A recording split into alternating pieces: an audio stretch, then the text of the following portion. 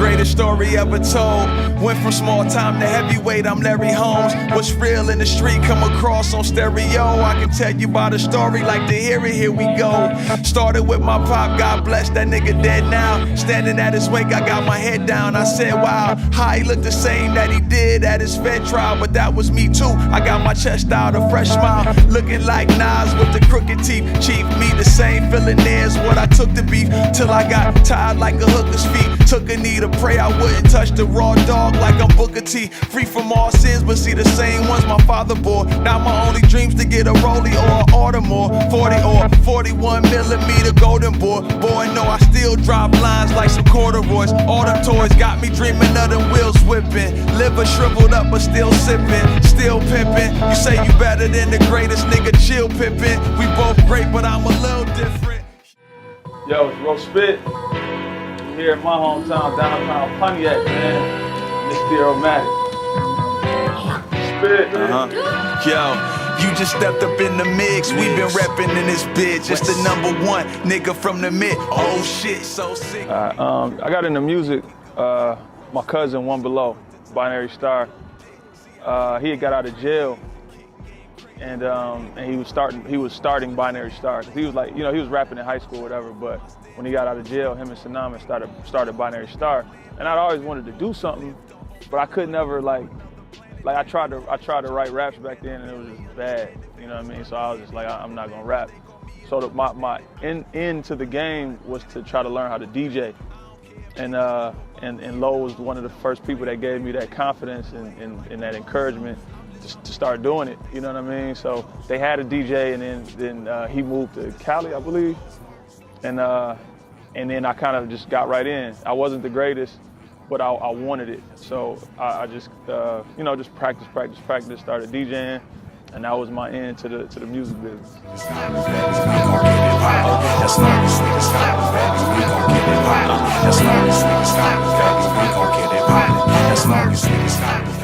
I was the sneaker guy when I started rapping, before I even had the store. So I was the guy that would have the blah blah blah sneaker before anybody else had it, or you know, I was the guy that people would look at and say like, damn, like what does he have on, or what is he doing sneaker wise? And then like, you know, fashion and hip hop go hand in hand anyway. So when I was rapping, and I was making a name for myself with my partner Octane, Octane and Elite, and we was doing shows all over the place, and we were starting to build that buzz. And I think we had dropped our project, and then I had the opportunity to get the store, and it all went hand in hand, man. Like I got the store, and at first I used my rap outlet to pub the store because a lot of people didn't know about it. You know what I mean? And then it kind of just became this monster, man, that you know, when Sean was hanging around there, and Sean and his crew, and they that was before he was like Big Sean though, you know, and then through that he became Big Sean, and he was rocking it, and then like he would go to wherever, and then Wale would see him rocking it, and Wale, when he came to town, he had to make sure he came through, like, and he still does that to this day. Like whenever he come to Michigan and he has to do any promo or anything, he's like, if I got to do something, I want to do it at Burn Rubber. And then like the list goes on, like, you know, whoever the rapper or whatever it may be was trying to get a piece, trying to get a hat, trying to get a t-shirt, trying to get whatever from Burn Rubber. And then as well as our hometown guys, you know what I mean? The Slum Villages, the Guilty Simpsons, the Fat Cats, the, you know, Binary Star, One Below, like anybody, like Marv One, like all the fam was supporting and representing, man, and it just, you know, it just became this thing. We the same, little different like a homonym. Nigga cold, any sister that's your mama can. Me take a loss, that's a problem. See me do my job, walk away like Obama and them. My man Mark, how this album or the group aspect of it came about, I would always go back and forth to LA for the store, for Burn Rubber, and I would tell my man Mark, I would go kick it with them all the time, him and his people, and you know, I was like, man, I'm kind of over this roast spit, like this music shit, man. I'm kind of done with it, and I don't even want to make music anymore. And I was like, well, before I die, I want to make a project with KT.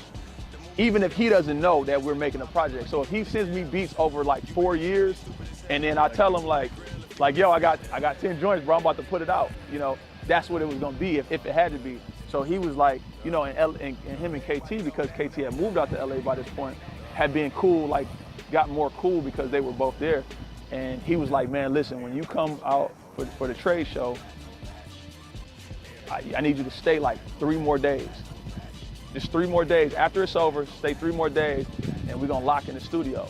So I'm like, yeah, that's cool. So if we do, the plan was if we did 1 song or 15 songs in that 3-day period, that's what I was putting out. And, you know, and then we was gonna call it Rose Gold or whatever. So I ended up doing, in that 3 days, I did like 5 or 6 songs, I believe, something like that. And I came home and I was playing, like every time I come home, I go to the studio with Marv, Denon, and Royce, and I just play them the records I'm doing just to kind of get a feel, because like I really respect their opinion musically. So every one of them was like, bro, this shit is sounding so fucking crazy. Like, you about to just put it out? Like, they're like, what do you mean put it out? I'm like I'm gonna get some album artwork for it and just put a link out. You know what I'm saying? And they're like for free, and you're not gonna like put anything behind it, get a publicist, do, you know, put marketing and promotion. I'm like, nah, man, I just want to put music out, because I feel like I don't put out enough music. And they're like, bro, listen, that's all cool, fine and dandy, man, but this potentially can be your highlight of your career and what takes you over the top, maybe, you know what I mean? But because it's sounding like that. And I'm like, man, it was killing me, because I'm like, man, I would rather do that, and I'm going back in February, I do 5 more songs, put out 5. And they like, no, listen, this has to be something more than what you're making it, man. You taking away from it, and you disrespecting yourself, you disrespecting your craft, you disrespecting his time. It's a lot of things you disrespecting, and you're not a disrespectful person. And I'm like, bruh, all right, you know. Like I said, I value their opinion, so we went back, and KT and Mark felt the same way. And we was like, yo, let's do it. And go on, take the shit back, this long overdue. I know y'all never get that, a ball on the roof. If I'm sitting on my deathbed, I crawl in. What we did when we sat down and we talked about doing this project, it was, you know, the first thing we both said is that we have such a mutual respect for each other. We wanted to push each other to be the best that we've ever been. Right? And then also in ourselves, we wanted to show, like, I didn't want to disappoint KT because I think so highly of him. He didn't want to disappoint me music-wise and production-wise because he thinks so highly of me and what I do. And then it's like, you know, because when you start doing that, if you're not valuing each other's time, the chemistry is going to be off. Everything is going to be off. And when we got in there and did start working, it was like, you know, we just wanted to just kind of push the limits, man. Like, first thing I said is I don't care about what people think anymore. I don't care. I'm not trying to make a song for the radio. Radio plays it, cool. I'm not even trying to push it. I'm not trying to make an underground, a hip hop sounding song. I just want to make feel good music. If I hear it and I like it, let's go and let's build upon it. And then another thing is, in the process, when we first starting to write for that and getting into it, my whole rap career, man, all I wanted people to know is that I could rap.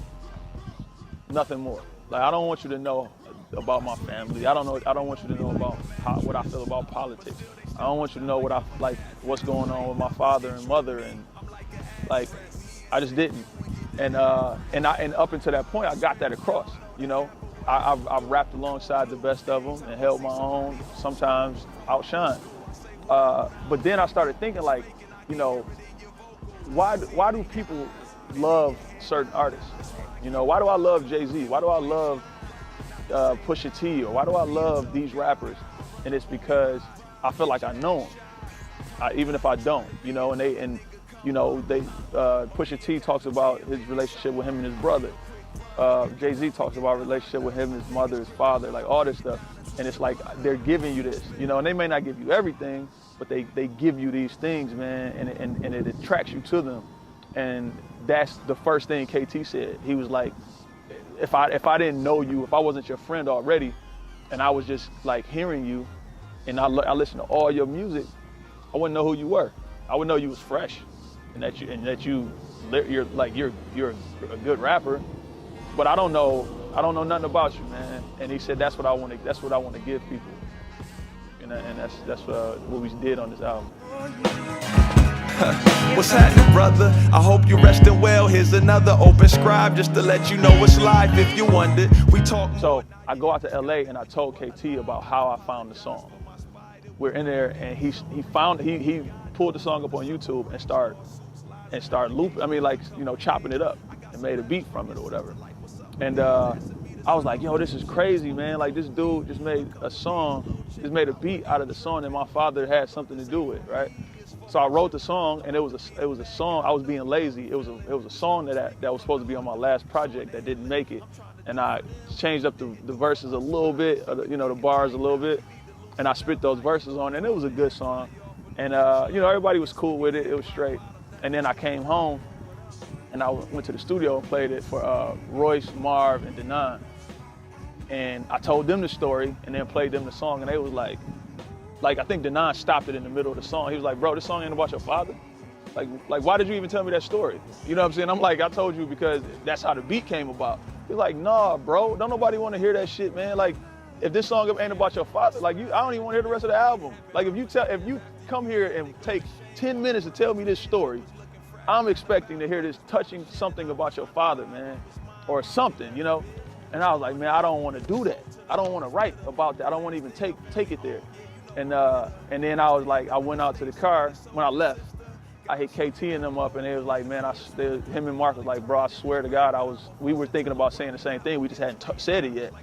I'm like, all right, whatever. All right, I'll do it. And then I went back and wrote it and did that, man, and came up with that. And then I was like, when I recorded it, I was like, man, you know, it'd be crazy if we can get Ronnie McNair on there, you know. And like, Ronnie McNair was my pop's friend, but you know, he's probably the biggest artist to ever come out of Pontiac, you know, and like he still tours with the Four Tops, and I think he's the lead singer of the Four Tops.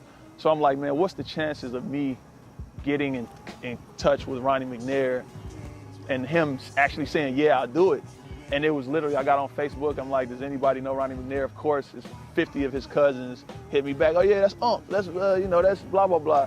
And then my mom even said, like, you know, like she knows people that know him, and made one phone call, talked to him, and he was out of town. But as soon as he got back, we jumped in the studio and he knocked it out. Can't you see? Damn it, yo, play your piano. KT, flip another beat for me. It's 100%. Like, you have to have it. You need it. You need to be good at it. If you're not good at it, you need to pay somebody to do it for you. You know, because it's literally, it's the first thing people see, and it's the last thing they're gonna remember. You know, and I learned that with Burn Rubber, hands down. You know, when we first started, you know, I wasn't the biggest rapper in Detroit, so I wasn't even the most respected rapper. Like, you know, I was still coming up. But the thing was, the first thing people saw was like, damn, what is that? What's that on your hat? And then it'd be like, yo, that's man, I just bought a store. It's called Burn Rubber, blah, blah, blah. That's our logo. I'm like, yo, I need one of those. And then I'm like, come through. And the crazy thing about it, bro, the 3 people that we'll pretty much never make pay for a hat. There's 3 people. And that's Big Sean, because the first, Big Sean, I say Big Sean and Marv won, because the first 2 hats we tried to give them. Like, we tried to give him a hat, because Sean was going like to Japan with like Kanye, Pharrell, and like just some crazy shit. So I'm like, bro, take the fucking hat. And he's like, nah, man, I want to pay for it. And I'm like, damn, dog, because at the time we really didn't have it to give to him. So he bought the hat. Marv One said the same thing, man. He came through and he was like, yo, I need a hat. And I was like, tried to give it to him. He's like, nah, bro, I got to pay for it. And I was like, man, all right. And I think both of them, but definitely Marv, I told him, like, man, I'm gonna take your money this time, but just know from here on out, I'm not letting you buy a hat. And even the Roast Spit logo. The Roast Spit logo was, because my man Rio had did me a logo, like one of the craziest logos. That was like the words, like Roast Spit. It's crazy. It's out there. But one thing I wanted was to be able to put, because, like, you know, a lot of people are not gonna wear a Jay-Z hat, like a J, like that says Jay-Z. You know what I'm saying? Like, really, people don't do that until you're dead. You know what I mean? People wear like a shirt that say Biggie, or a shirt with Biggie face on it now that he's dead, but ain't nobody really going around wearing a shirt with Wiz Khalifa on the front right now. You know what I mean? Unless they just super fans. So what I wanted to do was have a logo, and I had this idea, this guy kind of chilling and spitting. And then, you know, you could do so much with that. You could throw a hat on him. You know, you could do a collaboration with a smoke shop and have smoke coming out instead of spit. You could throw some. One time I threw some like New Balances. I did something with New Balance, a party, put New Balance, some jeans and a jacket on, and like, you know what I mean? And there's so much you could do with that, and then it's still like somebody can, because people want to hate, people want to not give it a chance, and it's something where people can say, well, like, yeah, I throw that on, because you know, when I go here, they just it looks fresh, and people ain't gonna say, oh, he jocking blah blah blah, or he's riding such and such, you know. So that was my main thing of like logos like that, and having it simple enough where you could kind of just slap it on anything, man, and people, even if they just driving by there, see it and stop, like, man, what is that? Did I mention burn rubber doing phone numbers? That's why the celly beep beeping like the road runner. No wonder nobody chose to go fund ya. You got it fucked up, it's about to be a cold summer. One up, that's like giving you another chance. Understand that nigga bounce back like he a rubber band. Was hurt, now we killing niggas like the son of Sam. Started with an AP, now he fucking with 100 grams. Damn. Like, same sword they knight you with gonna be the same sword they good night you with? Oh my God.